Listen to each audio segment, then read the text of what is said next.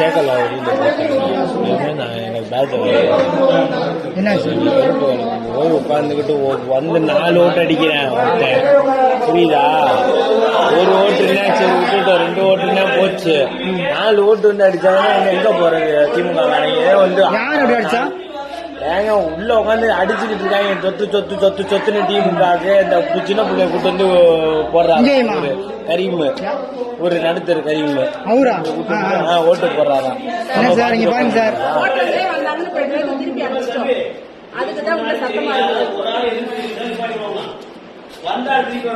Sir சின்ன பசங்க வச்சு ஓட்டு போட கம்மியான வந்து சார். இங்க பாருங்க சொல்றேன், இங்க பாருங்க போய் யாரு சின்ன பிள்ளை வச்சு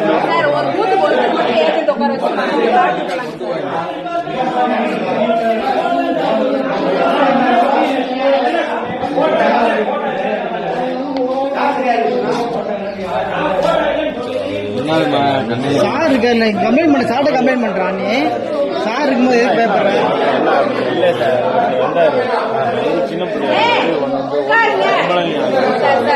ஓட்டதுக்கு அவர் போன் திருப்பி வந்து என்ன பண்ணிருக்காரு, இன்னொரு அம்மா விட்டு ஓட்டு போட சொல்லிங்களா சொல்றேன், இந்த மூஞ்சி இல்ல அப்படின்னு அவர் என்ன பண்றாரு. ஆமா இல்லாத ஆளை எப்படி சார் ஓட்டு போட முடியும்? இல்ல நம்ம ஊருக்காரே நம்ம மூஞ்சி நமக்கு தெரியாது. இல்லாத ஆளை எப்படி சார் ஓட்டு போட முடியும்? 68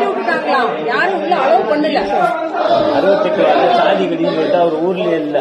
நியாயமா பார்த்தா எங்க பெருத்தா என்ன எங்க அண்ணன் என்ன அவர் ஊர்லயே இல்ல, அவர் ஓட்டு அங்க விழுந்துருக்குது.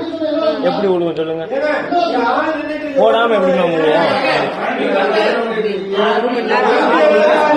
ஒரு ஓட்டு நியாயமா இருக்கணும் மேடம். எல்லாரும் ஒத்துழைச்சா தானே நடக்கும்.